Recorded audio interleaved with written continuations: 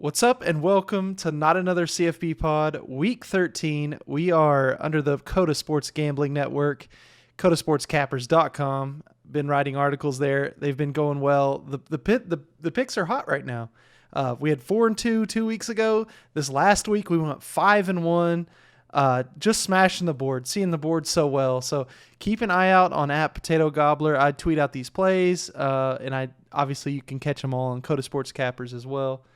But it's been going well, and so I've got to be happy about that. This is Thanksgiving week, and what that means is I'm going to be traveling some, so I'm going to smash both my normal two podcasts. The Weekend Roundup and PG's Picks is going to be just one show this week. You're going to get it all here. You're going to get a recap of last weekend. You're going to get a preview of next weekend, and we're going to talk about the CFP rankings, as well as at the end give out my 6 picks for they'll be Friday and Saturday plays. So let's get into last weekend. What a time it was. I got invited to go to the OU game, Iowa State at OU. It was a hell of a game. It was a great time. I had some amazing seats. I got a really cool shot of the big play where Perrion Winfrey hits the quarterback from Iowa State, Brock Purdy, basically in the mouth with his shoulder pad and destroyed the man. It happened right in front of us. We were geeked out. We were going crazy. So I might put that on the screen if you're watching on YouTube. But it was a fun weekend for me personally. Obviously, the bets were great too, but there were some crazy results out there in college football. Iowa State got beat by Oklahoma by just 7. The crazy result, and this is one that I wanted to pick over and over all week, Arkansas at Alabama. Alabama wins 42-35. A really close game. That's kind of what I thought would happen. Arkansas, that's the big game they schedule every single year on their calendar. They want to give Bama a test. Everybody does, but very few people can. But I just thought Arkansas's offensive and defensive lines would be strong enough to make that a game, and that's exactly what happened. Now, it was a lot higher scoring than I could have predicted, but at least I had the final score kind of close. One that I absolutely smashed, I had Utah -3 against Oregon. Utah had Oregon at home. And 38-7, just obliterated Oregon, and Oregon was fraudulent. I think I said that in last week's episode when we were talking about this pick. I think Utah's playing good football. Oregon's not. Oregon's kind of fraudulent. So, bam. Smash that one. The crazy result, and this was happening while I was in the stadium at OU, Ohio State 56, Michigan State 7. It was 49-0 at the half. They told that score during OU's halftime, and the whole crowd, and it's OU fans, were pretty neutral as far as that's concerned. And they put that score on the screen, and you could just hear the stadium, like the energy just pick up, like, oh my gosh, what is Ohio State turning into? Seems like they could be a monster. We may or may not have a pick on the game this week. Stay tuned for that. SMU got smoked by Cincinnati. Cincinnati passed a big test, I thought. Looked pretty darn good doing it, 48-14. Michigan took care of business against Maryland, 59-18. Maybe they're getting hot too, folks. People are saying it. I don't know. Notre Dame smashed. Oklahoma State is one that I wanted to talk about. They did win 23-0. They're going to be climbing the rankings in the CFP poll as well. We'll talk about that next. Poor Wake. Pour one out for Wake. They got smoked by Clemson. We had the over, so we were chilling 48-27. Clemson, big-time winners. Maybe they're starting to figure it out. All of a sudden, they're 8-3. It's not a total loss in this season if they can get somehow to 10 wins. Baylor passed a big test against Kansas State with their quarterback Bohannon going out early, 20-10. That was a good win for the Baylor Bears. And our beloved UTSA Roadrunners found out a way to pull out another close victory over UAB by 3. I just wanted to bring them up because they are undefeated and it might be something to think about. They're not going to be anywhere near the top of the CFP poll, but they're fun. Okay, so finally, let's talk about these CFP rankings for Week 13 because we had some pretty big movers. Obviously, with Oregon losing, they dropped down to 11, and that kind of shifts everything in that top 4. So obviously at number 1, we still got Georgia. They're still that team. They're still winning all these games. I think they're unbeatable. We'll see. As I've said, I mean, they just don't really have a weakness, so I don't know how they could be beat. A lot of people are pointing at that Alabama game, which is on a crash course for the SEC championship. But Bama this year, they just don't have the offensive line. They don't have the defensive line. Georgia does. They are going to maul Alabama. Next at number 2, I predicted this jump. Ohio State jumps to number 2. Alabama slips to number 3. That's an obvious reaction to the last game where Ohio State took out Michigan State. It wasn't even close. Michigan State dropping down to 12. The big news that I'm so excited about is Cincinnati at 4. If you guys have been following my rankings that I put out on Mondays, I've had Cincinnati at 2. I don't necessarily think they're the second best team, but I think they've earned that spot. 2 straight years of undefeated season going on here. They're in playoff position now. And the nice thing for them, the thing that makes them different from Notre Dame, well, there's a couple things, but number 1, Cincinnati beat Notre Dame head-to-head. So Notre Dame's got that loss, but they don't have that conference championship. Cincinnati does, and they're going to get a really good, ranked Houston team. In fact, Houston number 24. So they're going to get a chance to add a ranked win to their resume, assuming they can get past this week and win in that conference championship game. Real quickly, I wanted to give a shout out to one of my followers, my guy, Cheapy47. He's a Cincinnati fan. I asked him to give me a reaction, what he thought about Cincinnati's ranking whenever it came out. Obviously, I didn't know they were going to be number 4, but I said, either way, let me know. And his basically says, this is a guy that goes to these games. He's a fan. He's been a fan. So this is what he thinks. It's starting to feel real for the first time. They might actually let us in the playoff. Everything is setting up for 2 wins and we're in. And I believe this team has a real shot to beat anybody. I think so too. I mean, they don't really have a glaring weakness. Now, their problem's going to be their lack of physicality, and likely they end up as the 4 seed, and they have to play Georgia, who's one of the most physical teams that I've seen in a very long time. Maybe the Alabama team that had Derrick Henry on it. But yeah, it's not a great matchup for Cincinnati if they run into Georgia, but at least, if they get in, man, that's awesome. They'd be the first group of 5 team to get in. Obviously, they're going to be in the Big 12 very soon. So all that stuff's cool. But just wanted to give a shout out to my resident Cincinnati follower, my guy, Cheapy47, a.k.a. OJ. Michigan at 5, Notre Dame at 6. That leaves Oklahoma State at 7, and I'm just not okay with that. Oklahoma State's playing better than both these teams right now. You could argue Michigan and Oklahoma State are playing pretty similarly. The difference, I think, is Oklahoma State has a better win. They've got a win over number 8 Baylor. So I think the Cowboys should be ranked higher than 7. I get it. People are saying it's going to play itself out. Oklahoma State's going to have a chance to play Oklahoma and Baylor or whoever in the Big 12 championship game. So they'll jump. That's not the point. The point is the rankings are supposed to be good every week. We don't say, yeah, they're going to get good eventually. Like, you're letting these guys off the hook. Let's make the rankings be good right now, and then as the weeks go on, we'll slide teams where we need to. Enough of this, setting teams up to jump. Like Notre Dame at number 6, obviously Oklahoma State's going to jump them because they're going to play an extra game, and it's going to be a ranked game. So I just don't like the maneuvering and the chess match that's going on. Just rank the teams in order of where they should be. Don't rank them in order of, yeah, we'll put them behind them because they can still jump them and then we'll be chilling and we'll look like we're right either way. I just don't like that. So Baylor at 8, Ole Miss at 9, Oklahoma at 10. I disagree with Ole Miss and Oklahoma. I think they should be flipped. But again, you can go back to that same argument I just ranted about. You can say, yeah, Oklahoma will jump these teams because they've got these big games out in front of them if they can win. Well, again, a 9-1 team that's playing in a Power 5 conference, don't really care how they're getting it done, should probably be ranked over a 2-loss team. It's not a big deal. I personally, as an OU fan, I don't even know if I really want to make the playoffs this year because likely the only scenario is to get in as a 4 seed and just get terminated by Georgia, which doesn't sound very fun to me. So I really don't care. But again, it's that nitpicky, I wish they just ranked it correctly now instead of trying to set stuff up for the future, if that makes any sense. Oklahoma at 10. Oregon is number 11. Michigan State 12. BYU 13. I don't think there's really any surprises after this point. Utah jumped up to number 19 in the rankings. Wake Forest dropped all the way to 18. Clemson became ranked again. I can't say that's super surprising, and honestly, it's probably deserved. They've been playing some better football. Arkansas in there at 25. UTSA, undefeated, but a group of 5 team with kind of a weak schedule sitting there at 22. Overall, I don't know. It is what it is at this point. I'm just glad Cincinnati's going to have a chance. I'm sure something stupid's going to come up. But the good news for them is the most likely team I think that could jump them and knock them out would be Notre Dame.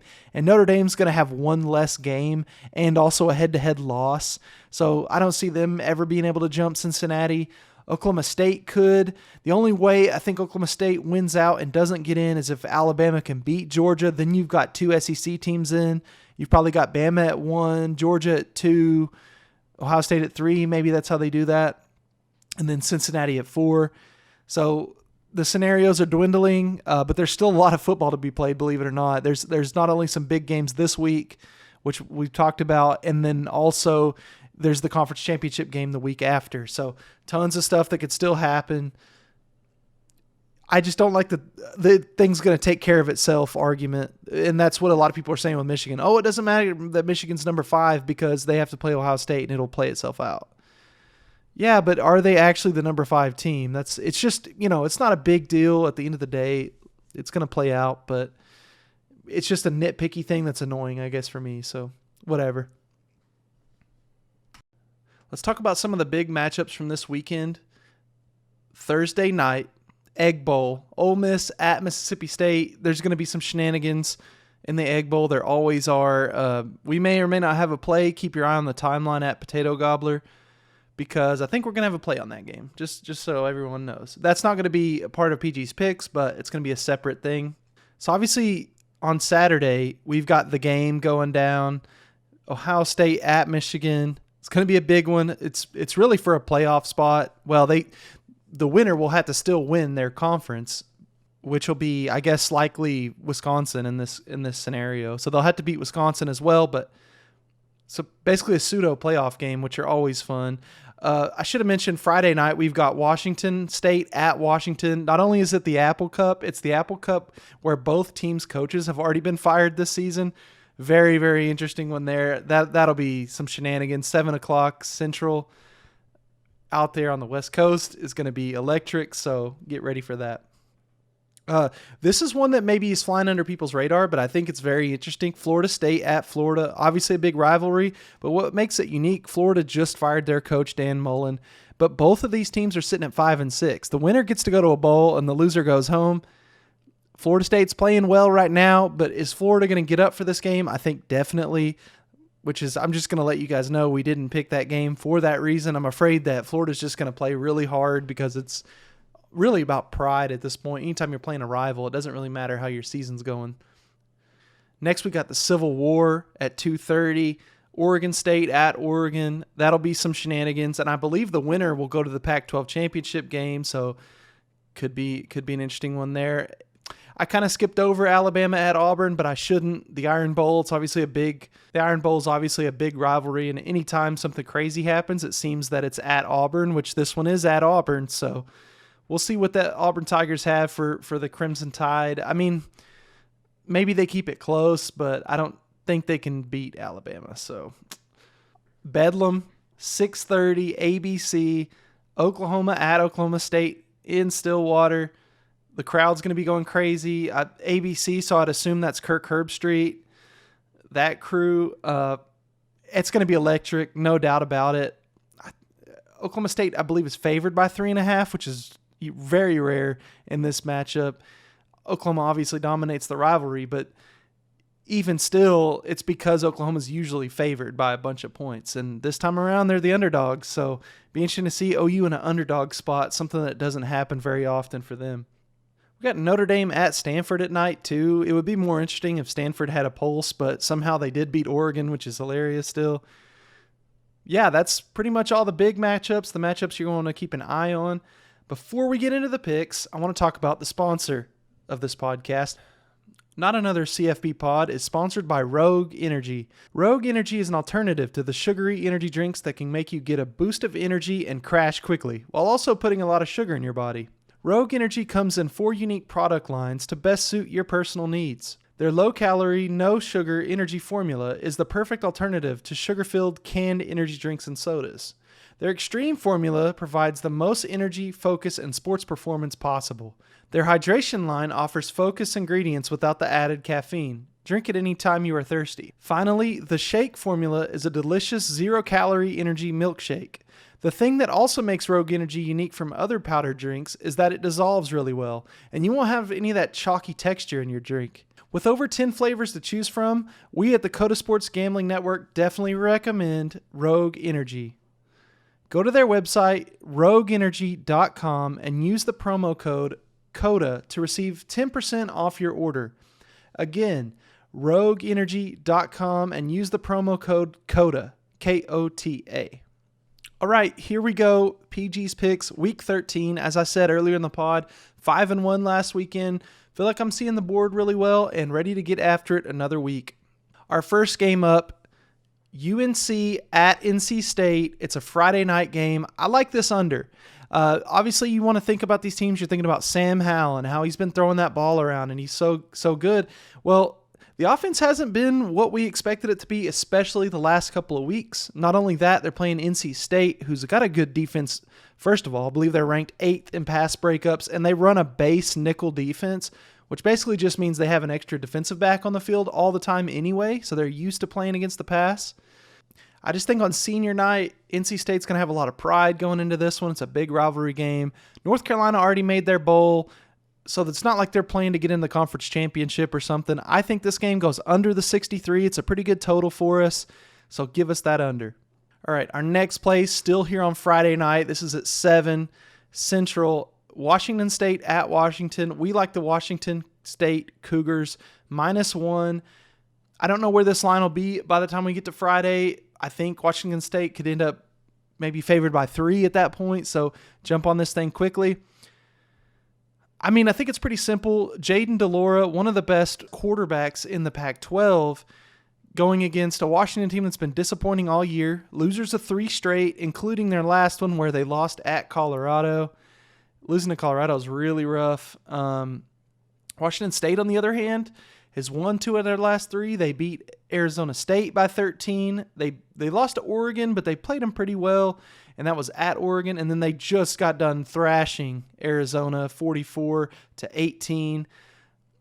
I think this is just a case of Washington State's playing some pretty good football right now. Washington doesn't really have much to play for other than pride. This is a rivalry game, obviously, the Apple Cup. So I wanted to have a play on this one, but I think I'm going to go with the better team that has the better quarterback. And I think if Washington State has any success throwing the ball, moving the ball, Washington can't score with them. So give me the Washington State Cougars -1. We had to do it to them. Ohio State at Michigan. It's 11 a.m. on Saturday. I'm going with the Michigan Wolverines +8. I guess I'm just choosing this hill to die on. Harbaugh in a big rivalry game. It's not exactly the smartest thing to die on, but I guess it's what I'm doing because I think this Michigan Wolverines team is very balanced on offense. They can throw the ball. Like, Cade McNamara is not a great quarterback. I'm not going to sit here and tell you all his stats. They're not bad. I mean, he's got 14 touchdowns and 2 interceptions on the year. But I just think this is Michigan's opportunity. Quietly, they've been covering a lot of games. I mean, they don't have to win this game straight up. It's an 8-point spread. Don't know what it'll be by the time we get to Saturday morning, but as of recording this, it's around an 8-point spread. And Michigan's 9-2 against the spread this year. It's very quiet. Not a lot of people are talking about it. But this is a de facto playoff game, and Michigan Wolverines get this at home. If they don't beat the Buckeyes now with this team, I mean, when's it going to be? I get people were talking about 2018. I guess Michigan was favored against Ohio State. But I think this is Michigan's most balanced offense that I can remember them having under Jim Harbaugh. And I think their defense is nasty. I think they get after you with that defensive line. Aiden Hutchinson, we talked about him earlier this season in the pod. He's a really underrated player. So, yeah, at the end of the day, does Ohio State probably win this game? Yeah, probably so. But I think Michigan's got a fighter's chance in this one. And an 8-point spread, I feel pretty darn good about that. I think this is a reaction to what happened to Michigan State last weekend. Ohio State was up 49-0 at the half. That's all you need to know about that game. And this Michigan defense is a lot different than Michigan State. Michigan State was one of the worst teams in the country, and I think they were dead last in pass coverage. So Michigan, a much different challenge for Michigan State. They're going to slow this game down. So give me Jim Harbaugh and these Michigan Wolverines plus the 8. I don't know yet. You guys will have to stay tuned on Twitter. I may even sprinkle some on the money line because I think they've got a chance in this one, and the money line looking juicy. So that's all I got. All right, once again, we're going to be going to an under, but this is Army at Liberty. This is, again, on Saturday morning, 11 a.m. It's under 53.5. Army plays really good defense. They're very sound. They love to run the ball on offense. Obviously, they're a service academy, so it's triple option all day, and they're efficient at it. I don't think that they're going to get huge chunk plays on this Liberty defense. Liberty's got a pretty darn good defense, so I think it's going to be long, slow drives down the field, keep Malik Willis on the sideline. And then when Malik Willis gets in there, he's been really struggling with the turnover this year. He's had some electric explosive plays, but he's also had a bunch of bad turnovers. Their last 2 weeks, they scored 14 points against Ole Miss, and they scored 14 points against UL Lafayette. So not great showing, especially against Lafayette, who doesn't really have that good of a defense. This is just a spot where I think Liberty's season is kind of done until bowl season, and Army's just got a good game plan for an under, and it's a decent number for an Army under at 53.5. So we're going with it under 53.5. Next, I'm going back to the North Texas Mean Green.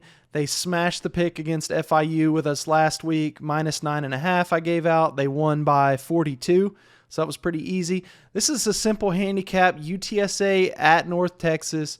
UNT, they're playing good ball right now. They've won 4 straight, and they've covered 5 straight. Obviously, UTSA is undefeated, but they're scraping by. They're finding ways to win these games that's just crazy, last-minute, unsustainable type wins. They're a good team, but they've already secured their spot in the conference championship game. So this is at North Texas, senior night. What is UTSA playing for here? Is there a reason for the starters to be in the fourth quarter? What are they preserving? I mean, the undefeated season's cool and all, but your conference championship, you're going to remember that too. So I could see them pulling starters potentially, but even still, North Texas plus 11 is what the line is right now. We just need to keep it close, and this is a team, like I said, that it's covered in 5 straight, and they've won 4 straight. They're looking really nice. I'm going with my Mean Green plus 11. Last up, we had to go to a Pac-12 after dark play. Those have been money for us. This is the Cal Golden Bears at the UCLA Bruins. I'm taking the Bruins minus 7. That's where the line is right now when I'm recording this.